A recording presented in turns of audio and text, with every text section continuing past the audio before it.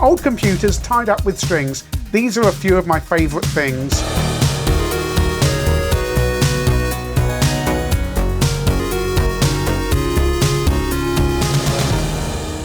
Hello and welcome to ChinnyVision for something a bit different. We are at the table and I want to do a simpler video because at the moment there's a lot of kind of negativity around the retro scene, and I want to talk about stuff that I enjoy and you might enjoy as well. But we all collect these things for a reason, because they make us happy. Some people might just hoard things, people may want a complete collection of something, or they may see it as an investment. Strokes chin. Anyway, I'm going to, in the next few weeks, months, however long in this occasional irregular series, I'm going to introduce you to things that make me happy. And here is number one.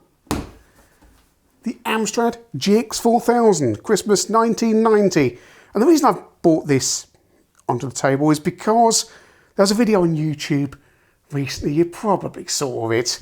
Usual thing, is this the worst games console ever? And there's 100 of these videos on YouTube, and blatantly, it's not.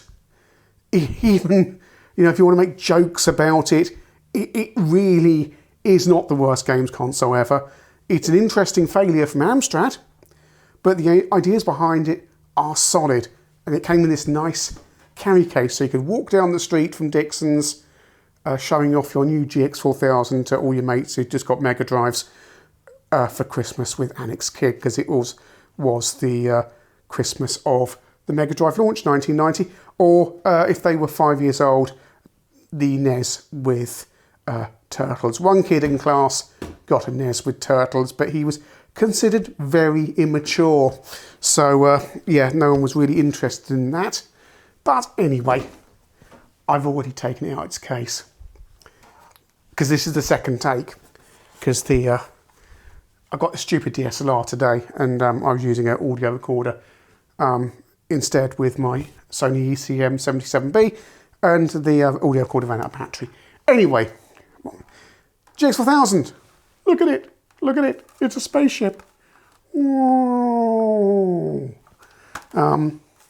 Yeah, but I mean, it's a nice thing to have. It makes me happy. People would have you believe it's a plastically cheaply made thing. It's not. It's proper sturdy with metal shielding behind there, thick plastic, and unusually for Amstrad, for their computers, made in Japan, if the autofocus ever catches up, which it probably won't. Can you see that? Made in Japan. Don't know why they did that with Orion, because apparently, I've always called it Orion, because that's how it's spelled, but actually it's Orion. So I'm going to sound stupid in all my old videos, aren't I?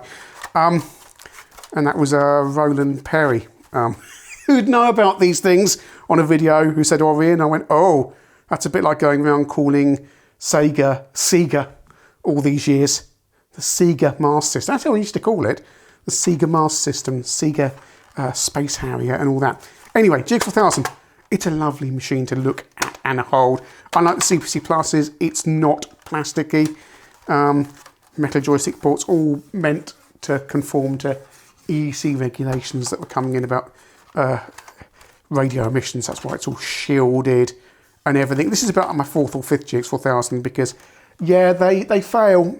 Not because of anything in here, because the power supplies are very borderline in terms of output to power this thing, and then they fail, and then what people did was got Tandy multi-way adapters and what have you, multi-voltage adapters, plugged it in, stick 12 volts up the 5 volt port, and bam, it's fried, because that's intended for a CPC monitor, and that's how I power it today, via a 5 volt standard CPC power supply, and under there's 11 volts. CPC monitor output for a plus, not a CTM 644 or 640.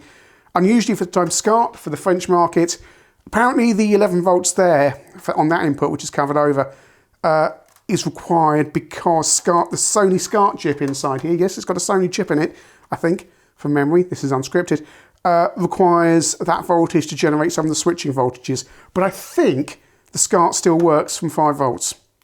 I think it just doesn't, it won't do the auto switching. So it will depend what display or capture thing you're using there.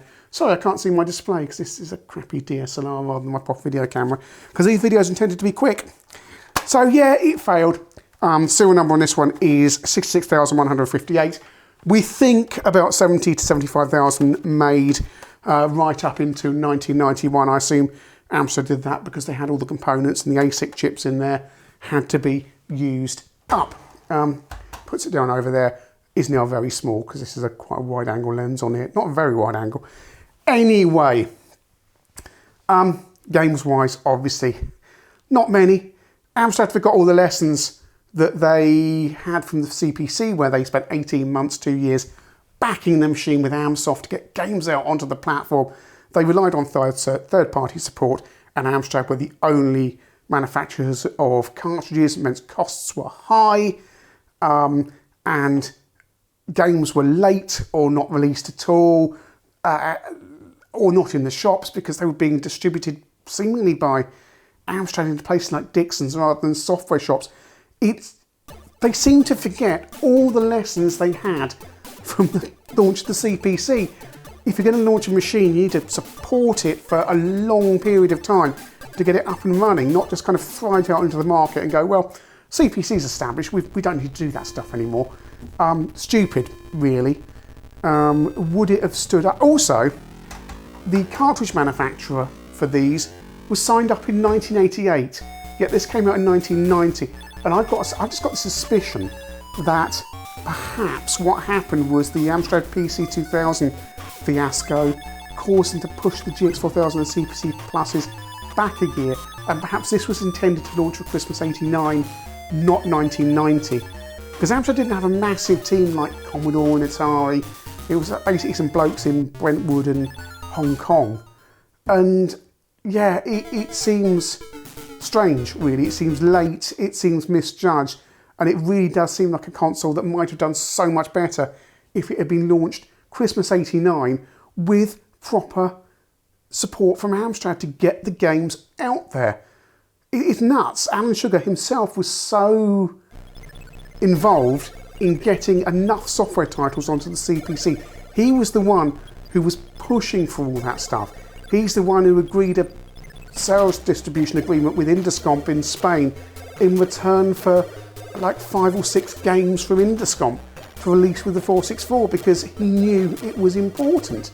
And yet here we are with GX4000, where Pang wasn't reviewed until like summer 1991, and yet I got my copy in Dixon's December 1990, getting hold of games. You know, they had a big display of games available in Dixon's.